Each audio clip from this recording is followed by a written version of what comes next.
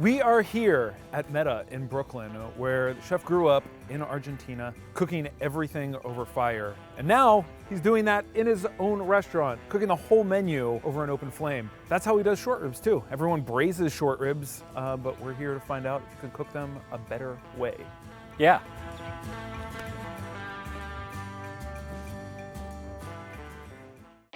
Negro, so good to see you. Welcome, guys. We're gonna learn how to cook short ribs. Short ribs is a cut that doesn't have too much use, or when you talk with somebody, it's just one option, braise the short rib. Yeah. But in Argentina, it's our basically main cut of meat. When you're talking about asado with friends, first thing you do is just go buy pounds of short rib. So we're going to be playing around with a different style of cooking of short rib, all using open fire. Then we're going to be doing some kind of Argentine style, more traditional short ribs. And then we're going to use kind of meta style. We have some short ribs then been marinated with a special treatment. That sounds ominous.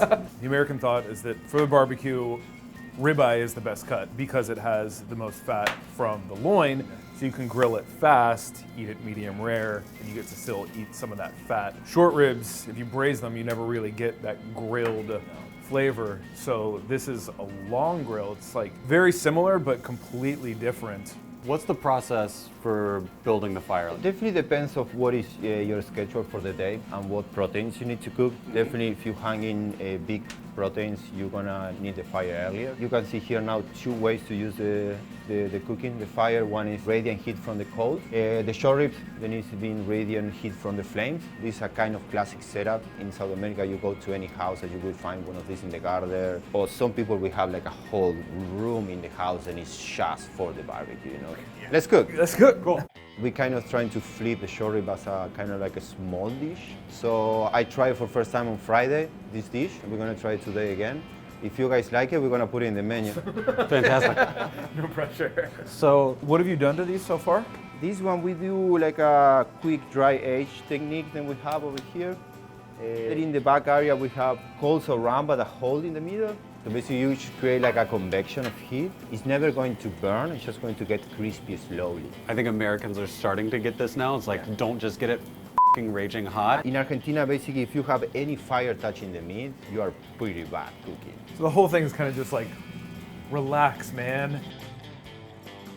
Now we're going to go to one of the most popular way to eat short ribs in Argentina. Mayonnaise and chimichurri are in every asado that you do. It's like a medium, well done cut. So normally you're dipping the bread in the mayo, bread, meat, wine, wine, wine. Holy shit, Negro. This is incredible. There's a little bit of texture, but it's not chewy. So juicy because there's so much fat. I don't think I'm ever gonna braise a short rib again. I think this is just what I do from now on. So these are ready. And you can hear it crunching. Yeah. That's great. Let's chop some of our dandelion greens. Going to dump it with the dandelion greens. Here we have some scallions, some mint. I don't think somebody from Argentina will be happy about putting mint with short ribs, but who cares? They'll get over it. Actually, we're chilies. huge in Argentina. So here we have a dressing that is made with roasted garlic puree, red wine vinegar that was leaved with marjoram stem. So a lot of this dressing is byproduct. I don't even know how to describe that. Sweet, obviously acidic, not fishy at all. When was the last time you saw Back to the Future? Long time ago. There's the scene at the very beginning where he stands in front of the wall of amplifiers. Yeah. He plays one guitar note and it blows him Blows into the everything. wall. That's kind of what this is reminding me of. Before onions go bad, we just turn it into a powder. So this is the onion powder you made. Yes. That's it, guys. Here is Taylor with us, Chef de Cuisine at Meta, who's been working since the beginning. This is a crispy short rib salad we're looking to put in the menu. So please, guys, let's try it and see if we can put it in the menu or not. No pressure there at all. Yeah. No pressure at all. All right, I can go on the menu. Despite the amount of acid, garlic, chilies, it is really mellow. I have a quick question for you. Can something still be a salad when half of the salad is meat? Yeah, a meat salad. Meat salad. Our first run for the first year was short ribs, grilled, traditionally asado style, Argentinian style. And now we're starting to work short ribs into other dishes and started like, all right, well, Yeah, you can have a meat salad. We have the same kind of conversation all the time in the butcher shop about like different steaks. Nothing is gonna be exactly the same. If you want a Denver steak, it's gonna need to be like medium. You don't want it rare. It's not gonna be good rare.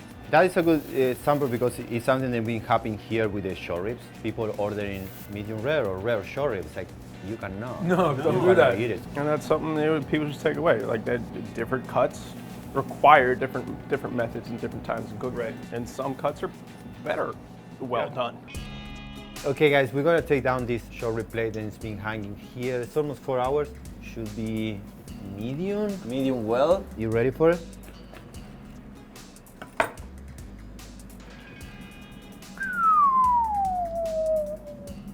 You still see all the marbling inside? Yeah, And because it was cooked slow, just that fat is kept inside. You get that nice even heat. That fat's not gonna render down as quickly. That's what patience gets you. Yeah. Best one yet.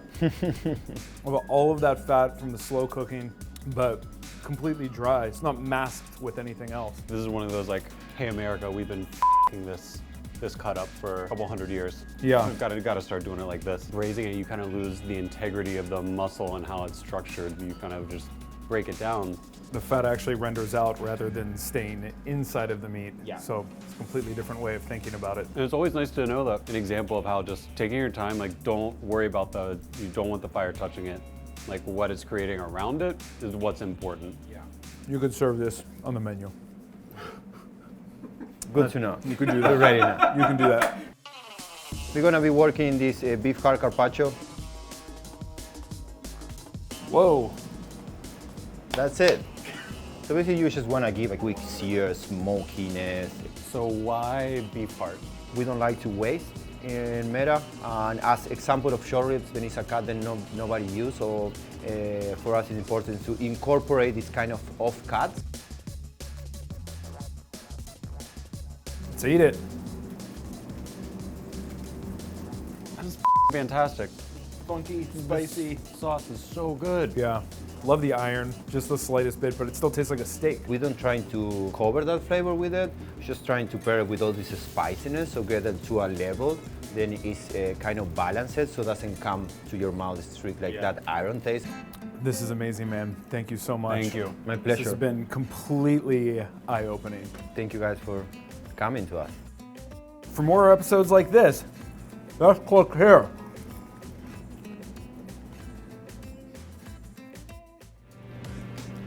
Good. Holy that's not what I was expecting. Most sweet and sour things you're used to being like super sweet.